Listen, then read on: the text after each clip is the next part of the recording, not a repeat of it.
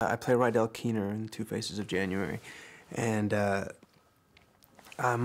guess from my point of view, the story starts with my character Rydal Keener being in Athens, and he's an American abroad, expat basically. He's been living abroad for a couple years, and in that kind of great Patricia Highsmith way, he's someone that's in search of an identity, and you know, looking for not only inspiration but just a sense of self, and I think when he meets Chester and Colette, he finds he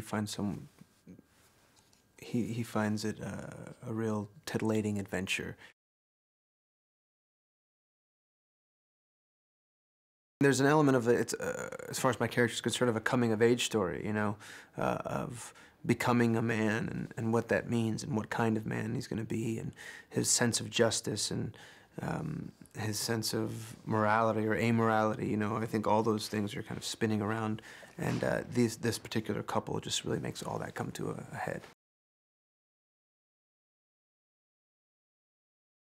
Haas, I mean, he had written Drive, and he and I had a really good working relationship, just kind of figuring out the character that I played, and you know, coming up with suggestions, and worked very closely on that. And it was such a good experience that when this opportunity came around, he gave me a call and sent me this script and asked me to be in it. When first reading the script, what jumps out is the story. This story that's just like, has such propulsion and really moves and intriguing and layered.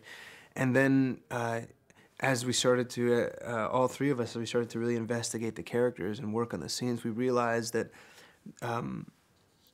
that the complexity of what was there, that on first read or even second or third or fourth read, doesn't necessarily jump out as far as the characters in particular. But I think there's something intuitively that we all knew, because you know, as soon as I read it, I was like, I would love to be in this, because movies like this aren't really made anymore. I mean, such a classic film, psychological thrillers like this. It starts with Haas's spirit of collaboration. He's so interested in what our thoughts are and what our ideas are from the get-go. I mean, even before we started, it was about 2 months before we actually started. He flew out to New York and we met. We worked for about 5 days in my apartment in Brooklyn, and just like went through the script and thought of ideas and came up with different scenarios. And this was before flying, you know, to rehearse, where we did that again for another week with the three of us just kind of talking about it and coming up with different ideas. And so for him, I think he really thrives on that and loves that, and just loves actors so much. He knows how to get what he wants, and he does have a, you know, he's looking at everything incredibly closely, and so that creates a lot of trust. And so when you have that amount of trust, you can kind of go in and try things and not be afraid to fail. And the three of us also, because of Haas's leadership in that particular area, like, we all just really were able to trust each other and be honest with each other and try things and not be afraid to look stupid.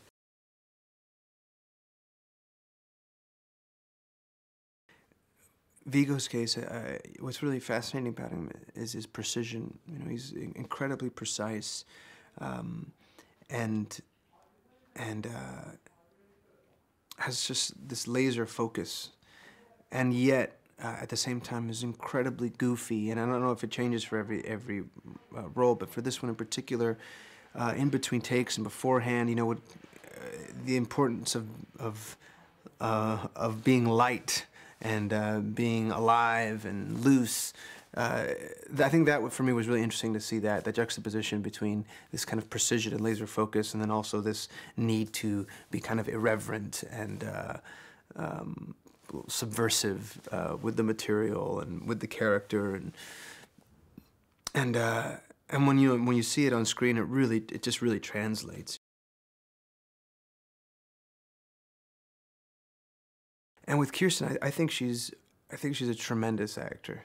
I find her to be just, again, someone that works their butt off. Every once in a while, you know, she'd have her script, and I would kind of just sneak a peek, and just be tons of notes everywhere. And so she does so much work, and yet at the same time, is able to hide that so well, because what she does is so spontaneous and not planned and not premeditated and just in the moment, and yet there's been a huge foundation that she's created for her character, and has a real solid idea of where her choices kind of come from. It can be a dark film. There's very dark moments and emotional and high drama in it, and yet the whole process has been incredibly joyful. For me, even initially in doing the movie, apart from the fantastic story and the people who were working on it, was the locations we were going to get to shoot at. Unusual places, none of which I had been to other than London.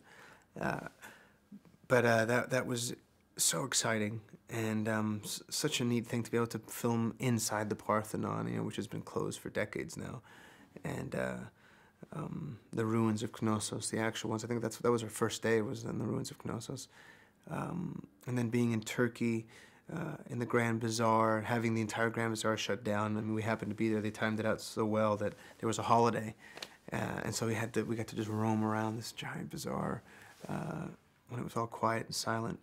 All those things just added to the mystery and the excitement of the process.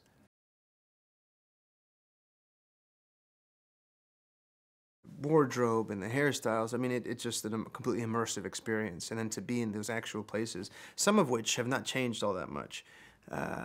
And the way that the light looks and everything about those places, I think that the movie wouldn't be half of what it is had we not been able to shoot in those locations. Haas, in particular, was more interested in kind of a Great Gatsby version of the story, where he is someone, and casting Viggo, someone that is just, you see him and he just oozes integrity, and so you want to believe in him, you want to take care of him if you think he's in trouble. And I think the same thing with Kirsten. It's someone that's so lacking in vanity, and yet so very striking and charismatic and beautiful, and so I think just that the casting of that is so smart. It's psychological without being psychiatric, I guess. It's not about some sort of mental kind of stigma that they have or something. They're behaving in very real, authentic human ways, in ways that we recognize for reasons that we understand. But they are in incredibly heightened situations. And I think for the three of us, that was very important. For Haas, the four of us, with Haas, is to always try to make it relatable in that way.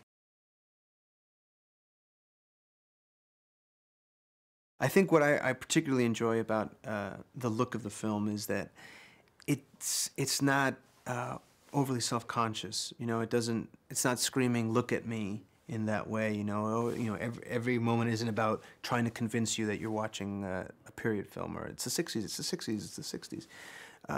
There's a subtlety to a lot of it, and that has history to it, because not everyone dresses like they are in 1962. Some people dress like they're a little, they're kind of thinking ahead a bit. Some people are still stuck in the 50s.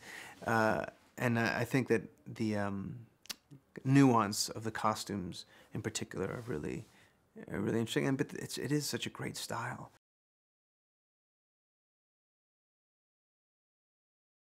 It's been such even better than I could have imagined. The things that I've learned working on it, the things that we got to explore, really living out this story with these two people, these three strangers that come together and have these very intimate moments, and then it's gone suddenly. It kind of reflects what it's really like to make this movie, which is all these people come together in this very intimate way in these fantastic locations, and then it's gone.